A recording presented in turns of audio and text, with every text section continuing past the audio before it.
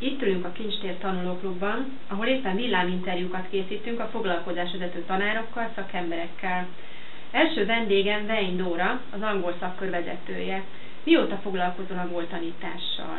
Miután 8 hónapot töltöttem Angliában, hazatérve egyből angol tanítással kezdtem el foglalkozni, és az elmúlt 5 évben tanítottam általános iskolásokat, középiskolásokat és felnőtteket is. Tanítottam középfokú intézményben és nyelviskolában egyaránt.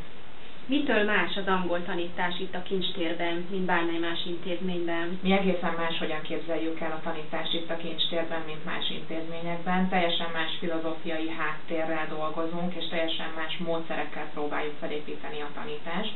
Az egyik legnagyobb különbség például, hogy kis csoportlétszámokkal dolgozunk, ez maximum 6-8 főt jelent. Ennek a legnagyobb előnye az, hogy így mindenki aktívan tud részt venni az órák menetében. Mutatnál nekünk pár eszközt, amit szoktatok használni az órákon? Természetesen itt mellettem az asztalon több olyan eszköz is látható, amiket az angol órákon tudunk használni. Mutatnék ezek közül néhányat. Van itt például idegen nyelvű mesekönyv. Van egy több mint 250 darabból álló idegen nyelvű kis könyvtárunk, házi könyvtárunk, amikben találhatóak angol és német nyelvű mesekönyvek, illetve idegen nyelvű ismeretterjesztő könyvek, mint például ez a kezemben. Ezek földrajzhoz, biológiához, matematikához és egyéb tantárgyakhoz kötődnek, és ezeket tudjuk itt ötvözni az angol órák keretein belül.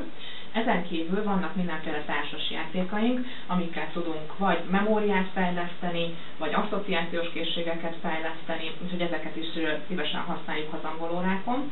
A házi könyvtárnak pedig a többi része itt mögöttem látható a polcokon.